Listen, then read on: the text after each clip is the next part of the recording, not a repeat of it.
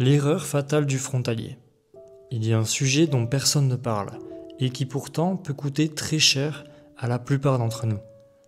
Dans mon parcours de frontalier à Genève, j'ai eu l'occasion de rencontrer beaucoup de frontaliers.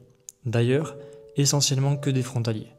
Et j'ai remarqué une grosse erreur dans le comportement de certains d'entre eux, qui peuvent transformer vos espoirs d'enrichissement en une véritable crise financière.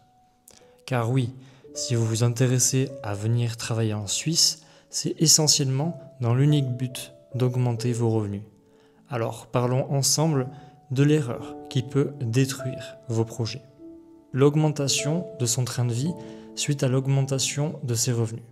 Lorsque vous obtenez enfin un travail en Suisse et que l'argent commence à rentrer, vous êtes chaque jour confronté à beaucoup de signes d'argent.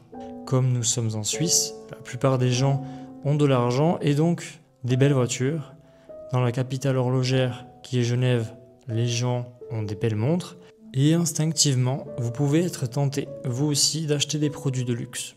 Et donc d'augmenter votre train de vie. Et c'est plutôt naturel. Mais dans l'exemple réel que je vais vous donner, vous allez voir que cela peut ruiner votre expérience en Suisse. J'avais pu rencontrer un frontalier qui, lorsqu'il a gagné des revenus suisses, s'est mis à dépenser tout son salaire dans des vêtements de luxe, puis une voiture en leasing et un appartement tout équipé avec un loyer bien énervé. Puis, avec le temps et au fil des discussions, on s'est rendu compte que cette personne ne mettait pas 1 euro de côté. Et tout passait dans son train de vie. Et il en voulait toujours plus. Les vêtements qu'il avait achetés ne lui suffisaient pas, sa voiture n'était pas assez puissante et son appartement pas assez bien placé.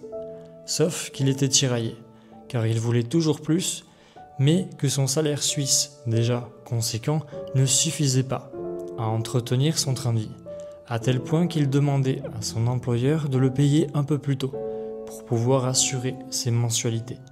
On avait beau essayer de le raisonner et de baisser son train de vie et d'épargner, il nous écoutait au début, mais l'argent lui montait toujours à la tête, et il recommençait ses dépenses excessives. Jusqu'au jour où, pour une raison externe, il s'est fait licencier.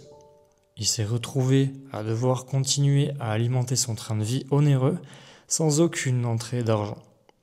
L'histoire s'est finie par son retour, en France, aussi pauvre qu'avant de venir en Suisse. C'est quand même dommage de venir en Suisse, d'avoir accès à des si bons salaires et repartir aussi fauché qu'au départ. Donc faites attention à ne pas trop augmenter votre train de vie.